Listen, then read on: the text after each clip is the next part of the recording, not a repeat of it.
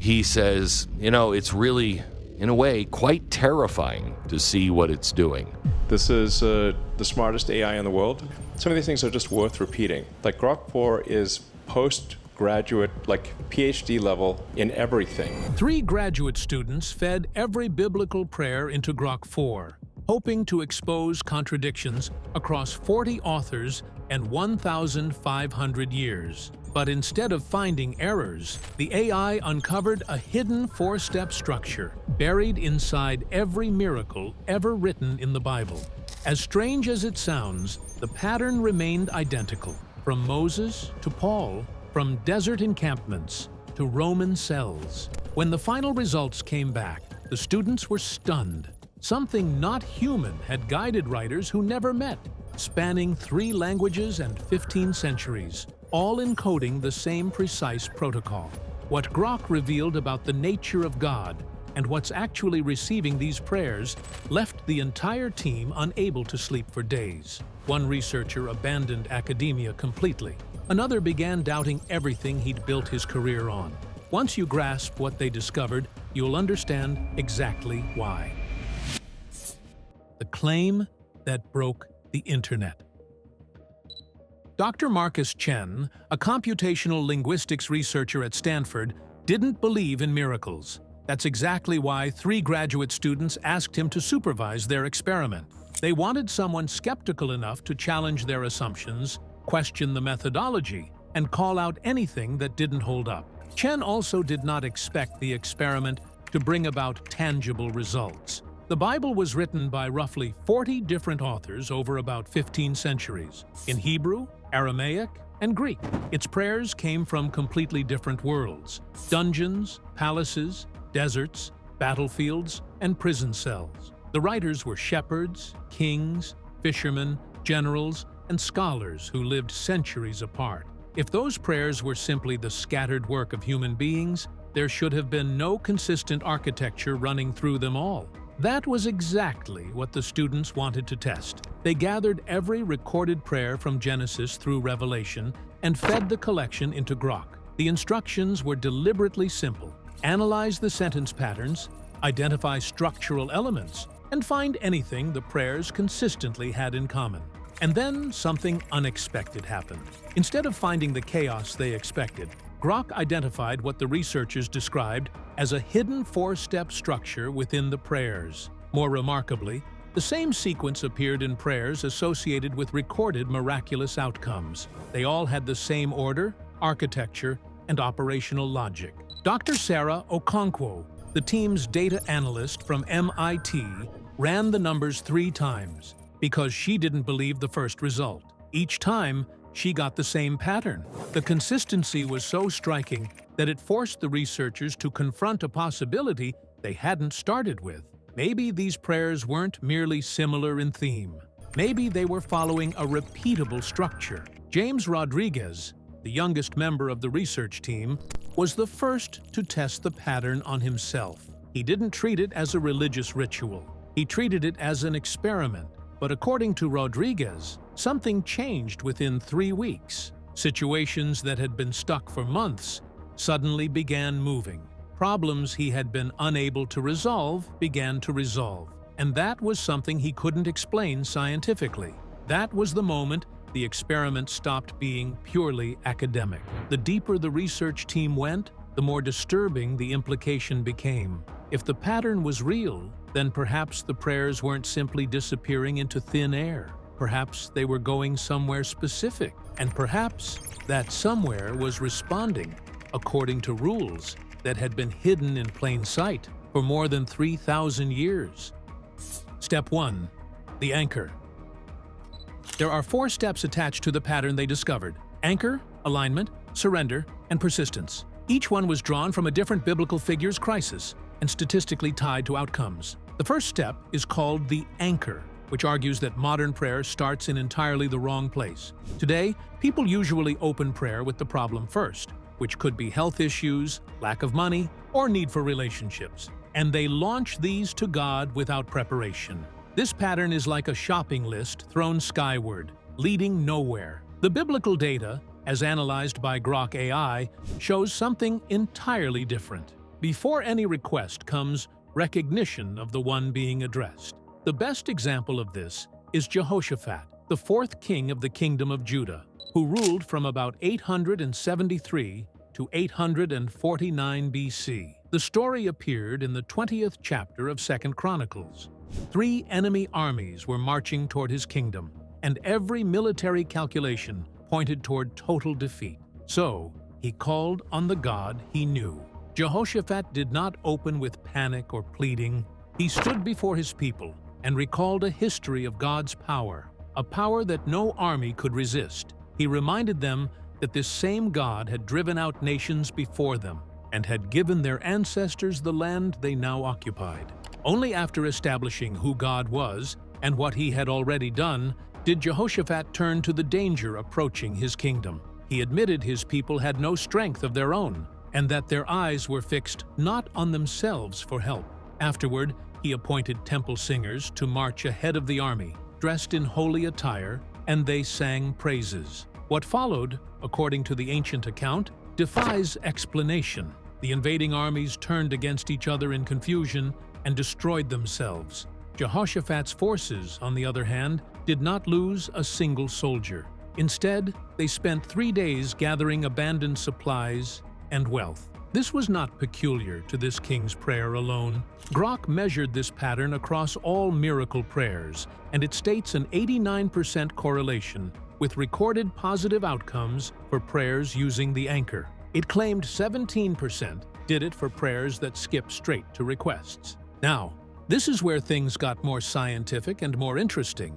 Neuroscience offers a possible explanation for this pattern. When the mind shifts its attention from an immediate threat toward something larger and more powerful, the body's stress response can begin to settle. This can move the brain away from a heightened state of fear and toward the calmer state associated with what is known in science as parasympathetic activity. Herbert Benson, a Harvard cardiologist, studied this exact mechanism for decades. He called it the relaxation response, the opposite of fight or flight. His research showed a repeated focus word lowers stress hormones. Prayer, chanting, and meditation all produce the same physical shift in the body. When engaged, blood pressure drops, breathing slows, and cortisol levels fall.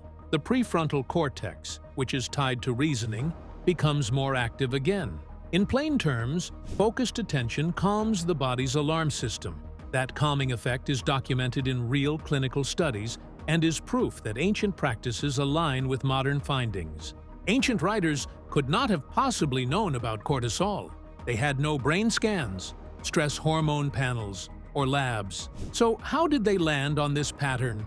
Focused, structured language calms people in any tradition or era. Chanting, mantras, structured prayer, and ritual speech have been found to share this trait globally. Truth be told, Jehoshaphat's story is striking on its own merit. It does not need an AI-detected statistic to carry weight, as it is a documented literary structure scholars have studied for generations. Old Testament scholars call this form a communal lament. That structure was named and studied decades before any chatbot existed. Instead of a discovery, this part of the pattern derived from the experiment is closer to a rediscovery of what has been settled for decades in biblical scholarship. However, could the same be said of the next step of the structure? Or would it be an entirely unknown mechanism? Step 2. Alignment.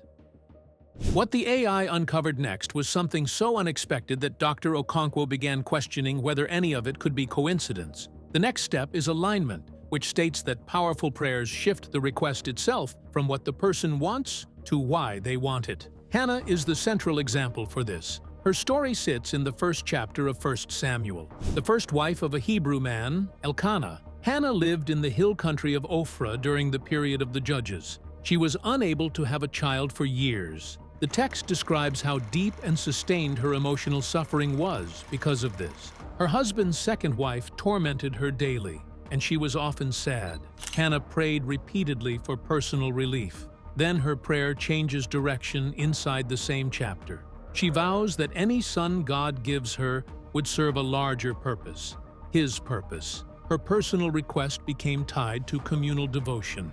She later had a son and named him Samuel. He became one of the most significant prophets in the Bible. Solomon offers the second example of this shift. His story appears early in the first book of Kings. He could have requested wealth, long life, or military strength. Instead, the text says he requested wisdom to lead well. The record states he received the wisdom and the wealth besides. This is proof of a transactional law. Align your request, and the outcome multiplies in response. Dr. Chen explained that the phenomenon was similar to signal interference.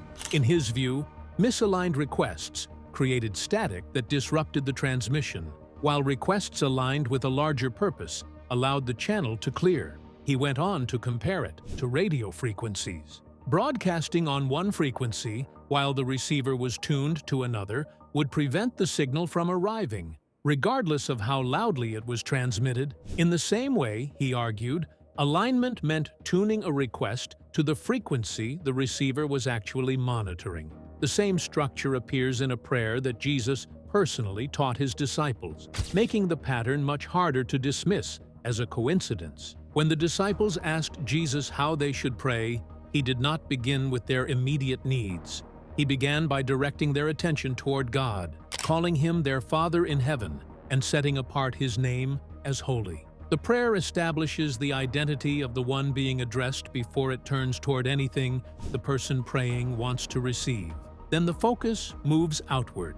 Jesus places God's kingdom before personal needs. The next movement asks for God's will to be done on earth as it is in heaven. Only after these foundations are established does the prayer turn toward human concerns, beginning with daily bread. The order is striking. First comes the recognition of God. Then comes his kingdom and purpose and submission to his will. Only afterward does the prayer present the believer's immediate need. That means the Lord's Prayer contains 3 of the 4 steps identified by Grok's analysis. The first is the anchor, where attention is fixed on God. The second is alignment, where the person's desire is placed beneath a larger purpose. The third is to surrender to God's will over personal preference, which is the next step to be examined. After that was the request made. The difference is important because the biblical pattern does not reject personal needs. Jesus does not tell his disciples to stop asking for provision, forgiveness, or protection. Instead, he places those requests within a larger relationship with God. This makes the AI discovery far more interesting. Its search of thousands of biblical prayers for recurring structures was not just uncovering a mysterious code hidden beneath Christianity, but detecting a pattern that Christian scripture had already made explicit. And the most important part is that Jesus placed the pattern in a prayer meant to be repeated by generations of believers. In Jehoshaphat's prayer, he begins by recalling God's power before addressing the approaching armies. Jesus begins his model prayer by directing attention toward God's name, kingdom, and will. Solomon asks for wisdom connected with governing God's people. Hannah connects her desperate desire for a child with a vow to dedicate that child to God. Different people under different circumstances in different centuries, yet the same basic movement keeps appearing. The person brings a real need, but the need does not become the entire focus of the prayer. God remains at the center, the larger purpose remains visible, and personal desire is placed within that framework. It is even more interesting to find out that certain biblical scholars also noted this shift in petition language. Requests tied to communal or covenantal purpose appear more often, while personal benefit requests appear comparatively rarely in named miracle accounts. That observation comes from form criticism, a discipline built in the 19th century. Hermann Gunkel, a German scholar, pioneered this method of reading scripture. He classified psalms and prayers by their structure and function. Scholars would later refine his categories across the 20th century. Yet, it takes the unhinged experiment of a team of graduate students and a skeptical scientist to bring all their works to the spotlight of the modern-day believer. It is one thing for artificial intelligence to denote unpopular sequences in prayer, but what more could there be hidden in plain sight? Step 3. Surrender. Alignment isn't enough. There is a third step, and it is what Dr. Okonkwo identified as the surrender paradox after hours of study. This step appears when the person praying has already made a clear request, but stops treating the outcome as something they must control.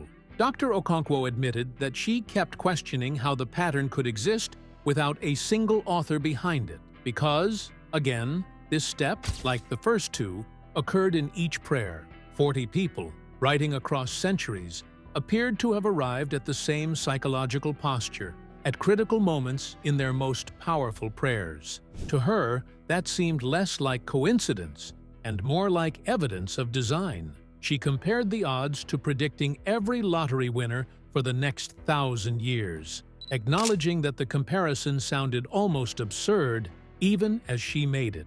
The clearest example arrives in the final hours before Jesus' arrest. He goes to Gethsemane with his disciples and begins to pray about the suffering ahead. He knows what is coming, and his prayer does not hide his desire for another outcome. He asks for the cup to be taken from him. The important part comes next. He places his own desire beneath the will of God. He does not stop caring about the outcome, and he does not pretend the coming suffering is easy. He accepts that God's purpose may require something different from what he wants. This gives surrender a meaning easy to misread. It is not giving up, and it is not refusing to ask because the outcome feels uncertain. It is asking honestly, while accepting that the final decision does not belong to the one praying. That separates surrender from resignation. Resignation says the outcome no longer matters. Surrender says it matters deeply, but control over it has been released. Grok classified it as active trust. The same principle runs through the Psalms. David repeatedly asks God to rescue him from enemies, illness, and danger. Yet his prayers also acknowledge God's authority over the outcome. Specific intervention sits alongside trust, waiting, and dependence. But a person can surrender once and still grow discouraged later, when the request stays unanswered for days, months, or even years. The absence of visible change becomes its own test. What happens then? At that point, surrender alone is not enough, and that is where the fourth movement enters. Step 4. Persistence. The final step of the decoded pattern is one that demolished the biggest misconception about prayer and revealed why most people give up right before the breakthrough. It is called persistence, and the biblical evidence makes it more than simply repeating a request. Across several accounts, prayer continues through uncertainty, delay, and the absence of visible results. Persistence is less about forcing an answer and more about staying engaged when there is no immediate confirmation. Elijah provides one of the most suitable examples for this step. After declaring that rain was coming, he went to pray while his servant watched the horizon. The servant returned without seeing anything. Elijah sent him back again, and the same thing happened over and over. Only on the 7th report did a small cloud appear over the sea. The rain followed, but the visible sign never came when the prayer began. Elijah's prayer produced no immediate evidence. He continued while circumstances looked unchanged, tying prayer to a willingness to keep going before confirmation arrives. Daniel presents an even more unusual case. He spends 3 weeks mourning, fasting, and seeking God. When the answer finally comes, he learns his prayer had been heard from the very beginning. The delay is never presented as evidence that God had ignored him. Instead, the account describes a gap between the prayer and the messenger's arrival. The Bible also returns to this idea in the teachings of Jesus. In Luke 18, he tells a story about a widow who repeatedly approaches a judge demanding justice. The judge refuses to act at first, but she keeps returning with the same request. Jesus uses the story to teach his followers about praying without giving up. That does not mean persistence guarantees an answer.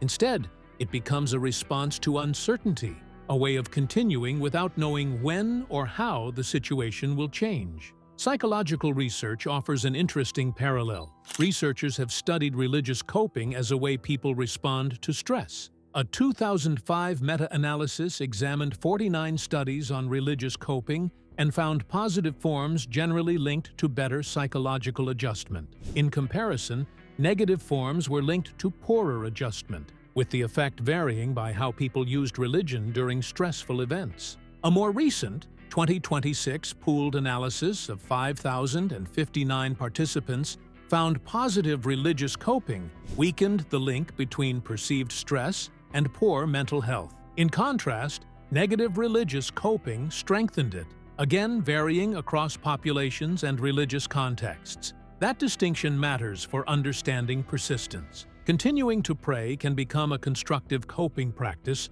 when it sustains hope, meaning, or connection during uncertainty. Another study looked at prayer in ordinary daily life, not controlled laboratory conditions, collecting more than 4,400 daily reports from 350 participants across 3 studies. The findings showed prayer is not just an activity for major crises. It becomes part of how people process ordinary life. That fits an important feature of biblical persistence. The practice continues beyond the crisis itself.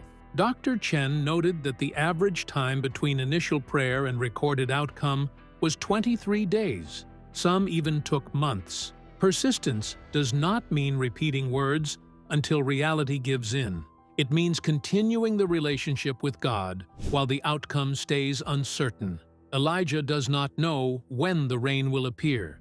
Daniel does not know why the answer is delayed. The widow does not know when the judge will act. Yet each one continues, and that completes the 4-part pattern. The Grok experiment may never prove this sequence is a hidden code, but the biblical evidence shows these ideas genuinely recur across very different prayers, different eras, different crises. The harder question is, what happens once the investigation moves beyond words entirely, into mathematics, numerical patterns, and the idea that the Bible carries a hidden signature beneath its text, the pattern hidden in the numbers.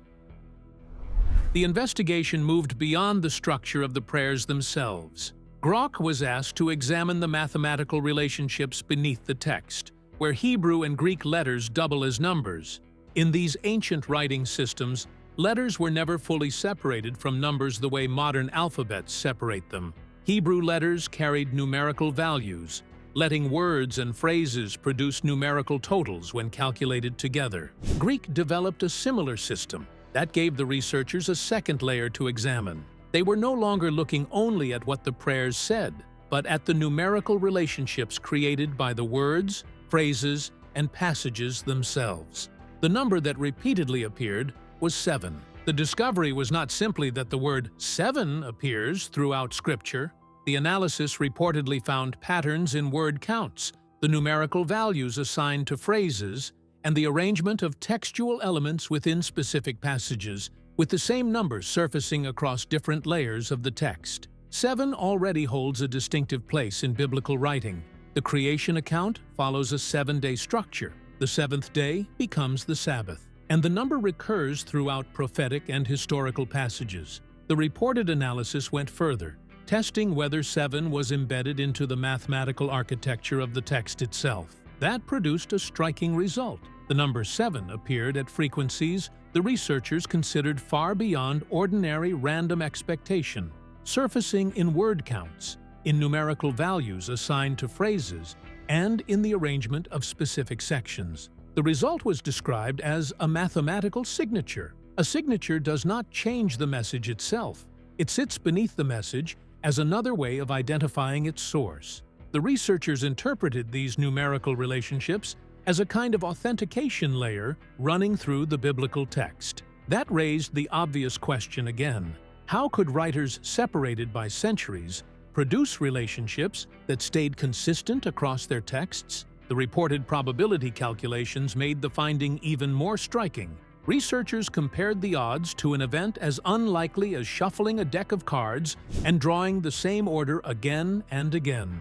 A comparison meant to show just how far the pattern sat from ordinary chance.